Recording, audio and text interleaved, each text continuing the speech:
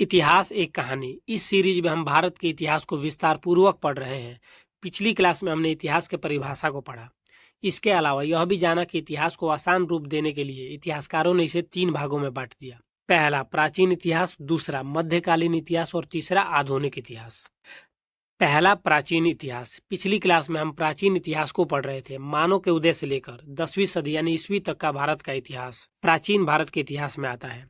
प्राचीन काल के शुरुआत में मानव पत्थर का ज्यादा उपयोग करते थे, जिस कारण से इस काल को पाषाण काल नाम दिया गया और कुछ महत्वपूर्ण घटनाओं के आधार पर इसे 3 भागों में बांट दिया गया।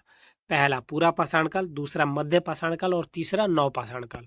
पहला पूरा पाषाण काल में 25 लाख से लगभग 10,000 ईसा पूर्व तक के घटनाओं को रखा गया। दूसरा मध्य पाषाण काल में 10,000 से लगभग 8,000 ईसा पूर्व तक के घटनाओं को रखा गया और तीसरा नव पाषाण काल में 8,000 से लगभग 4,000 ईसा पूर्व तक के घटनाओं को रखा गया। नव पाषाण काल के तुरंत बाद तांबे की खोज हो गई थी, इसलिए चौथा ताम्र पाषाण काल को 4,000 ईसा पूर्व से सिंधु सभ्यता के मध्य तक रखा गया। सिंधु सभ्यता के मध्य इसलिए क्योंकि सिंधु सभ्यता 3300 ईसा पूर्व से 1700 ईसा पूर्व तक रहा और ताम्र पाषाण काल का अंत 2200 ईसा पूर्व के आसपास बताया जाता है। आज के क्लास में हम सिंधु सभ्यता की हर एक कड़ी को बोलचाल के भाषा में समझेंगे। सिंधु सभ्यता का प्राचीन नाम हड़प्पा सभ्यता है। यह शहर आज के पाकिस्तान के सिंधु नदी के किनारे बसा था, जिस कारण से इसे सिंधु सभ्यता नाम दिया गया। सिंधु सभ्यता के बारे में जानने से पहले हम यह जान लेते हैं कि आखिर सभ्यता किसे कहते हैं। देखिए, जब सभ्यता के बारे में हम पता करने निकलेंगे तो इसके हजारों अर्थ हैं, जो कि एक दूसरे से भिन्न है। इसलिए सभ्यता का अर्थ जानने के लिए हमें पहले यह जानना होगा कि सभ्यता का विलोम क्या होता है।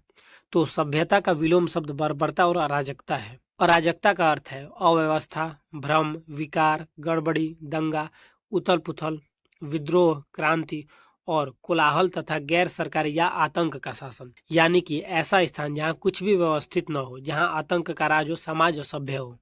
और बर्बरता का अर्थ है गुंडागर्दी, दुर्भावनापूर्ण शरारत या बिल्कुल असभ्य समाज। अराजकता और बर्बरता का एक सीधा उदाहरण पाकिस्तान है। यहाँ आतंक का राज है और जनता भ्रम में है और समाज बिल्कुल असभ्य है। यह तो हो गया सभ्यता का विलोम।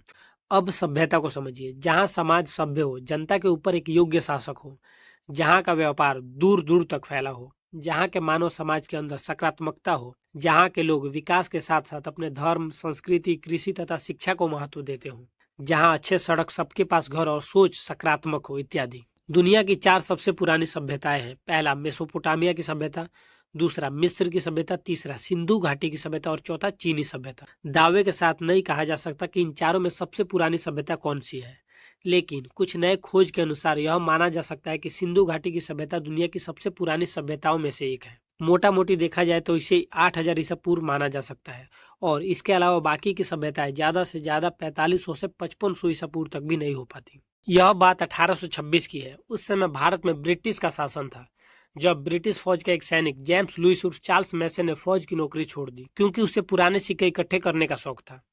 इसलिए बिना किसी से इजाजत लिए ही भाग गया। इस कारण से इसे बंगाल आर्टिलरी का भगौड़ा भी कहते हैं और यह पंजाब के इलाके में घूमने लगा। पंजाब के इलाके में कई जगह खुदाई में उसे पुरातन सिक्के मिले। इसी सिलसिले में 1829 के आसपास वो मोंटगोमरी पहुंचा। आज के हिसाब से यह पाकिस्तान के हिस्से वाले पंजाब का साहिवाल जिला है। मैसन हड़प्पा के खंडरों को देखने वाले पहले यूरोपीय थे, जिसका वर्णन और चित्रण उनकी पुस्तक narrative of various journey in Balochistan, Afghanistan and the Punjab में किया गया है। वर्ष 1858 में ब्रिटिश सरकार ने ईस्ट इंडिया कंपनी से भारत का शासन अपने हाथों में ले लिया और इसी साल स्थापना हुई आर्कियोलॉजिकल सर्वे ऑफ इंडिया यानी कि ASI की। ASI का पहला डायरेक्टर अलेक्जेंडर कनिंघन को बनाया गया। कनिंघन ब्रिटिश फौज के एक अफसर थे और उन्हें शुरू से ही आर्कियोलॉजी का शौक था। मेसन का किताब पढ़कर कनिंघन ने हड़प्पा का दौरा किया।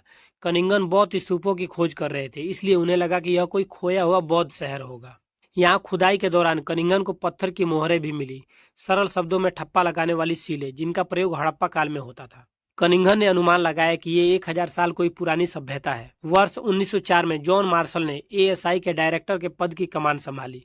उन्होंने हड़प्पा की खुदाई का काम दयाराम साहनी को दे दिया। सिंधु सभ्यता का प्राचीन नाम हड़प्पा सभ्यता ही है, क्योंकि इसकी सबसे पहली खुदाई हड़प्पा में हुई थी और सबसे महत्वपूर्ण साक्ष्य हड़प्पा में ही मिले। 1921 में राय बहादुर दयाराम साहनी ने इसकी पहली खुदाई की थी। दयाराम साहनी का जन्म 16 दिसंबर 1879 को पंजाब के शाहपुर जिले के भेड़ा नामक शहर में हुआ था। हड़प्पा सभ्यता पाकिस्तान के पंजाब प्रांत के मोंटगोमरी जिले में रावी नदी के तट पर स्थित है। यहाँ कई सारे अवशेष मिले हैं, जैसे कुम्हार का चाक, अन्नागार यानी खाना रखने वाला गोदाम, श्रमिक आवास, मातृ देवी की मूर्ति, ओखली, ताबूत, RH-37 नामक कब्रिस्तान, हाथी का कपाल, स्वास्तिक का चिन्ह इत्यादि। 1922 में राखल दास बनर्जी द्वारा मोहनजोदड़ो का पता चला। यह भी वर्तमान के पाकिस्तान के लरखाना जिले में सिंधु नदी के तट पर स्थित है। मोहनजोदड़ो में कब्रिस्तान नहीं पाया गया, बल्कि एक ही जगह पे बहुत सारा लाश पाया गया है, जो कि सही सलामत नहीं है, जिससे पता चलता है कि यहाँ पर हमला हुआ था। मोहनजोदड़ो को मृतकों का टीला कहा जाता है। सिंधु सभ्यता का गलीचा मोहनजोदड़ो को ही कहा जाता है। मोहनजोदड़ो में एक बहुत बड़ी इमारत मिली, बाद में पता चला कि यह अन्नागार है। सिंधु सभ्यता का सबसे बड़ा इमारत अन्नागार मोहनजोदड़ो में ही मिला। सिंधु सभ्यता का सबसे बड़ा स्नानागार मोहनजोदड़ो में ही मिला। मोहनजोदड़ो एक धार्मिक स्थल था, क्योंकि यहाँ पंडितों के रहने के लिए पुरोहित आवास बना था। मोहनजोदड़ो में सभा करने के लिए सभागार मिला था। यहाँ चौड़ी सड़कें थी, सूती वस्त्र मिला, कांसे की नर्तकी, यहाँ एक मुहर मिला जो कि पशुपति महादेव का प्रतीत होता है। 1929 में स्टीन के द्वारा सूत का गैंडोर शहर का पता चला। यह भी पाकिस्तान के दक्षिण पश्चिमी राज्य बलूचिस्तान में दास्त नदी के किनारे पर स्थित है। यह हड़प्पा और बेबीलोन के बीच का व्यापार का केंद्र बिंदु था। 1931 में NG मजूमदार द्वारा चंदहुदड़ो का पता चला। यह भी पाकिस्तान में है।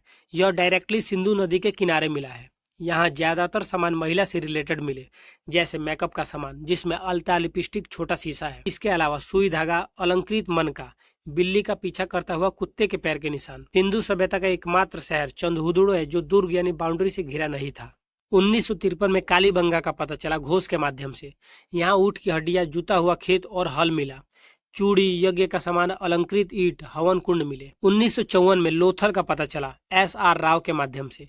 यह शहर गुजरात में था, भोगवा नदी के किनारे। यहाँ कई सारे अवशेष मिले, जैसे युगल समाधान यानी एक साथ 2 लाश मिला, जो कि सती प्रथा को दर्शाता है, लेकिन कंकाल से पता नहीं चलता कि लाश स्त्री की है या पुरुष की। बंदरगाह मिले, विदेशी मोहर, फारस का विदेशी मोहर मिला, तराजू मिला इत्यादि। 1953 से 56 के बीच रोपण, जो कि सतलज नदी के किनारे पंजाब में है, इसकी जानकारी हमें यज्ञदत्त शर्मा से मिलती है। यहाँ सिंधु सभ्यता में भी पाषाण काल के बुरझोम के गुण देखे गए, क्योंकि पाषाण काल में भी आदमी के साथ कुत्ते को दफनाया गया था और रोपण में भी ऐसा ही मिला। 1964 में सुरकोतदा का पता JP जोशी के माध्यम से चला। यह गुजरात में मिला। यहाँ पर घोड़े की हड्डियां तथा कलश समाधान मिला। 1974 में बनवाली का पता रविंद्र सिंह विष्ट द्वारा चला। यह हरियाणा के हिसार जिले में रंगोई नदी के किनारे स्थित है। इसकी सड़कें टेढ़ी मेढ़ी थी और नालियां खुली हुई थी। यहाँ कहीं कहीं नालियां न होकर सोख्ता भी मिलता है। 1985 में धौलावीरा का पता JP जोशी द्वारा चला। यह सिंधु सभ्यता में सबसे बड़ा एरिया था, लेकिन शहर उतना बड़ा नहीं था, इसलिए सबसे बड़ा स्थल धौलावीरा है, लेकिन सबसे बड़ा शहर मोहनजोदड़ो है। यह भी गुजरात के कच्छ के रण में स्थित है। इस सभ्यता को सिंधु घाटी की सभ्यता कहने का कारण है कि यह शहर जिस भी नदी के किनारे मिले, वो सारी नदी जाके सिंधु नदी से मिलती है, या ज्यादातर शहर जो थे इस समय के वो सिंधु नदी के किनारे ही मिले हैं। यह सभ्यता पूरी तरह से शहरी थी। सिंधु सभ्यता लगभग आकार में त्रिभुजाकार था। सिंधु सभ्यता का क्षेत्रफल लगभग 13 लाख किलोमीटर में फैला था। सबसे उत्तरी जगह इसका मांडा था और पूरब में आलमगीरपुर, दक्षिण में था दयामाबाद और पश्चिम छोर सूत का गैंडोर था। सिंधु सभ्यता के सर्वाधिक शहर गुजरात में मिले। जिस भी शहर के आखिरी में दड़ो लगा रहेगा वो पाकिस्तान में मिला है। सिंधु घाटी की सभ्यता का पतन का कारण क्या था? देखिए, कुछ जाने माने इतिहासकारों का मानना यह था कि सिंधु सभ्यता के पतन का कारण आर्यों का आक्रमण था, लेकिन विभिन्न शोधों से इस बात को नकार दिया गया और यह सिद्ध किया गया कि आर्य भारत के मूल निवासी थे, जिस कारण से यह नहीं कहा जा सकता कि इस सभ्यता के पतन का कारण आर्य थे। इसके अलावा अलग अलग इतिहासकारों ने अपना अपना मत दिया। जैसे किसी ने इस सभ्यता के अंत का कारण बाढ़ को बताया, तो किसी ने सूखा को, तो कोई जलवायु परिवर्तन, तो किसी ने अन्य प्राकृतिक आपदाओं को इसके अंत का कारण माना। लेकिन इनमें कोई भी मत स्वीकार नहीं किया जा सकता, क्योंकि ये सारी बातें अनुमान के तौर पर इतिहासकारों ने कही थी। सिंधु घाटी की सभ्यता बहुत ही विकसित सभ्यता थी। अभी तक इसके पतन का सही कारण इतिहासकारों ने नहीं बताया। जो भी कारण बताए गए वो अनुमान के तौर पर ही हैं। सिंधु सभ्यता की चित्रात्मक लिपि अभी तक पढ़ी नहीं जा सकी, जिस कारण से इसके बहुत से रहस्य हम नहीं जान पाए। इसलिए तब तक इसके अनसुलझे सवालों का कोई स्पष्ट उत्तर देना जल्दबाजी होगी। आज के क्लास में इतना ही। अब आगे क्लास कल देखेंगे। धन्यवाद।